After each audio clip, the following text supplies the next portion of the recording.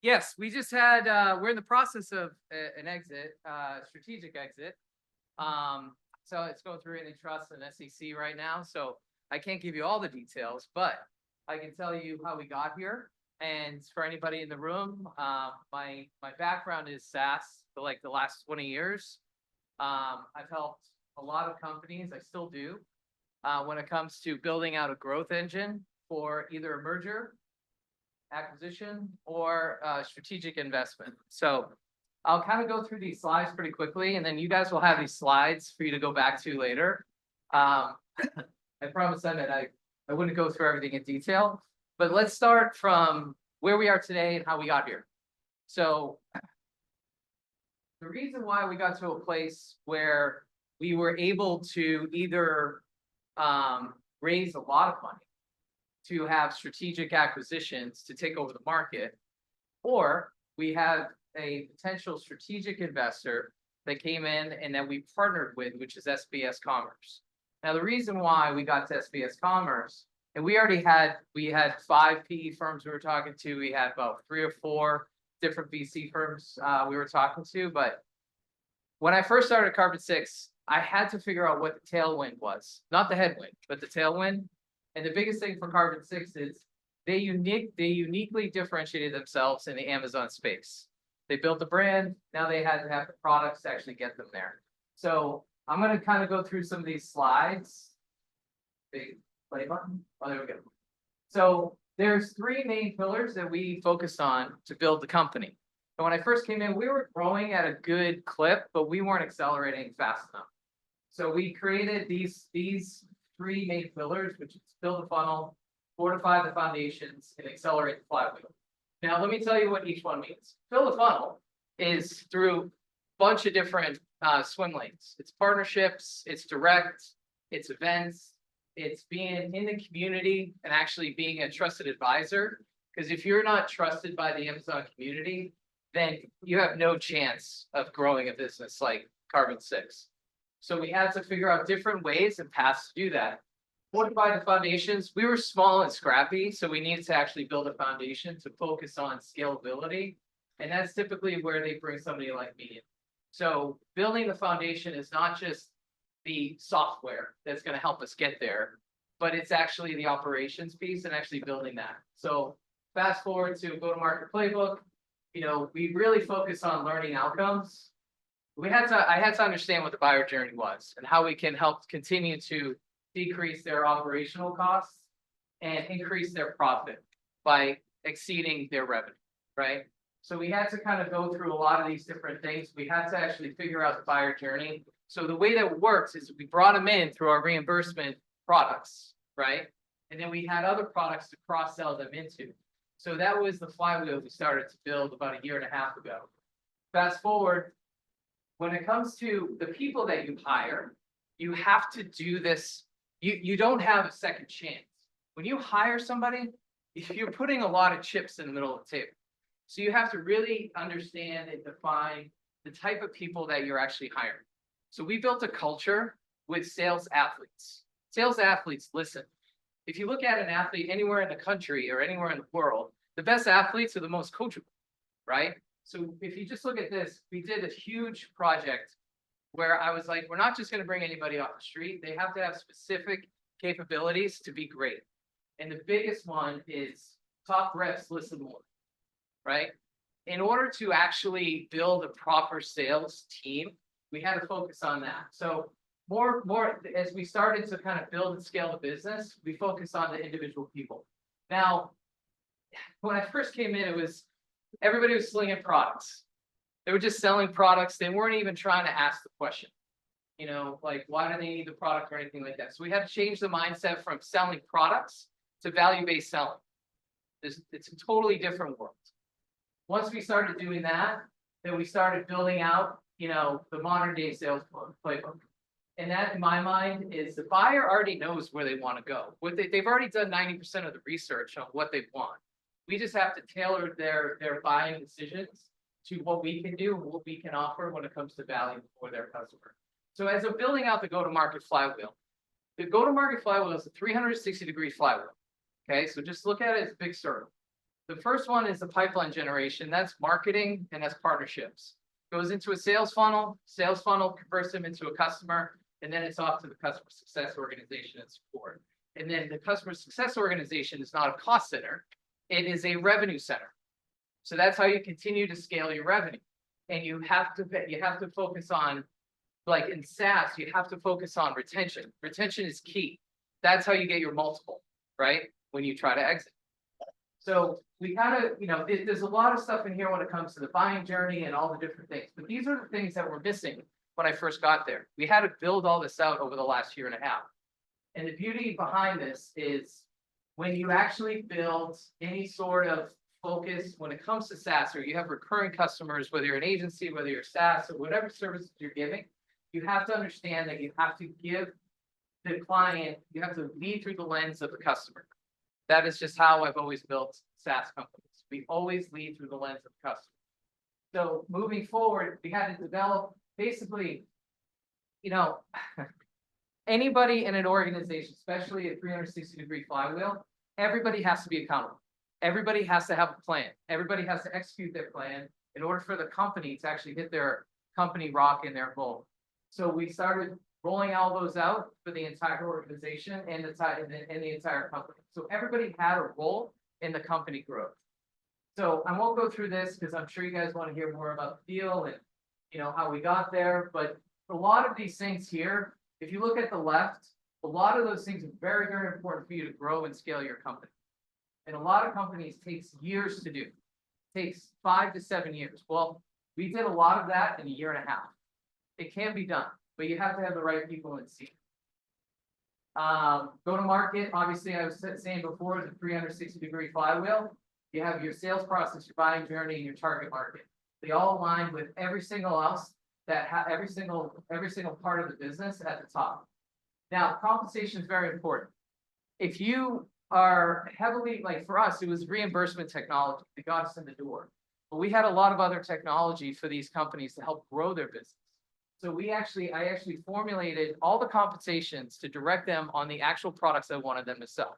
And those products had high retention and they were focused on growing LTV, right? So at the end of the day, we had to build this type of methodology within Carbon6. Pricing, packaging, you guys can go through all this when you get your own time, when you have your own time, but at the end of the day, it's all about increasing your ACV. It's all about increasing your market share that you have for your customers. So you don't have multiple offerings, you're dead, right? That was the difference between us and some other of our competition that were hyper-focused just on reimbursement technology. We had multiple modules for companies to actually grow on our platform, the Carbon6. The second one is focus on what your competition charges and the cost plus margin. Now, in the world that we're in, it's a race to the bottom for reimbursements. It is, because Amazon is the judge, jury, and executioner. They control it. They control the TOS, they control all the different things. So for us, we had to understand what separated us from our competition. We had to understand what our value wedge was. And the last one is not evolving with your pricing. Usually never goes to a good place. I'll let you guys kind of focus on these, but these are the two types of customer lifespans. Buy then adopt. So we're all about land and expand. I'm sure most of you guys have heard that. So once we land a customer, we lock them in, and then we expand with other offerings over a certain amount of time. And our customer success team is hyper-focused on cross-sell, upsell, and expansion. Okay. These are the 4 lenses of pricing. You guys can go into, I'm sure most of you already know most of this, but we have to understand that the unit economics is the most important. So anytime we hired, we had to have a reason why we're hiring more human capital to grow specific teams. My customer success team, I had to understand what the level of effort was for their individual contributors to understand how they can help support our customers, but more importantly, it helped me with my headcount capacity over time. So as we're bringing in new customers, I had to make sure I backfill for the support of customer success. Long story short, going to the 4 types of pricing. This is different for any industry, but these are probably the 4 main ones that I would have you focus on with your business. And at the end of the day, they all work. But you can do different types of pricing models over time. I'm gonna fast forward that. So most of us know LinkedIn. And when I started working with LinkedIn, it was just a networking thing, right? 10 years ago, it's just like, who's on LinkedIn? What are they doing? Now they've actually built 4 different sales divisions. This is the concept of expanding your current footprint. That's what we did at Carbon6. Couple other ones. These are use cases. This was a long time ago with Acquiror. They started off with this type of pricing when they were super small. They didn't know what they didn't know. And then they evolved into this.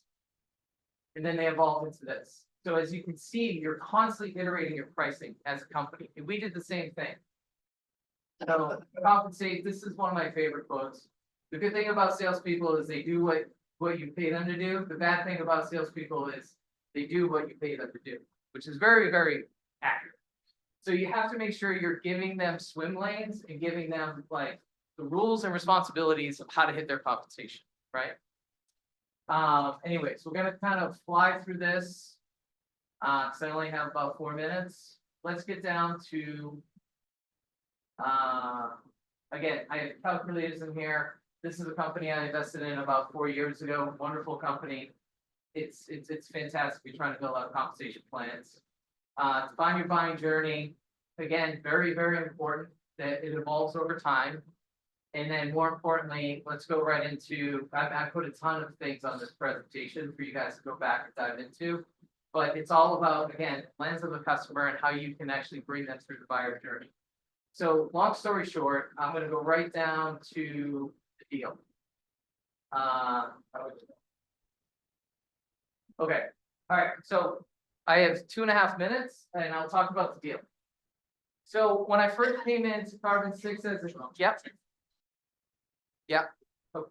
So when I first came in to Carbon6, summer of 23, I wasn't sure what I was getting into. I've done a lot of consulting jobs for a lot of PE firms. And I found that the value wedge for Carbon6 is when I went to Accelerate in Seattle. It's Amazon's biggest, they bring their largest sellers in. And I try to understand like who's supporting these sellers through their journey. And I walked into the expo. I saw logistics companies, loan shark banks. I saw freight. I saw free software. I didn't see anybody that had a paid subscription software model. And I was like, what the heck is going on here? Like, I was just like, wow, this is a tremendous opportunity for Carbon6. So from that point on, I put together an 18-month go-to-market plan to quadruple our revenue, put the right teams in place.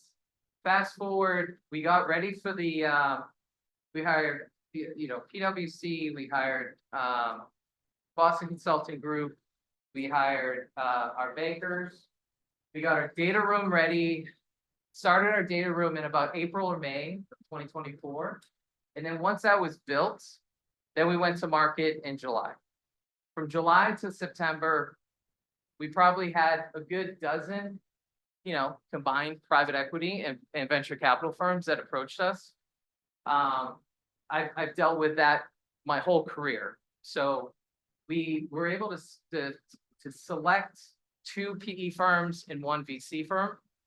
And we were pretty close. We were probably about 2 weeks away to just raising money and going out and buying our probably 2 largest acquisitions for us to take over the market. And SPS came out of nowhere. Now, for most of us, when you go onto the market, everybody sees it. So the funny thing was, in my plan in October of 23, they said we have to buy a competitor or somebody else that doesn't do what we do in the Amazon space to go wider in the omni-channel, because we can't just stay in Amazon. We have to go wider.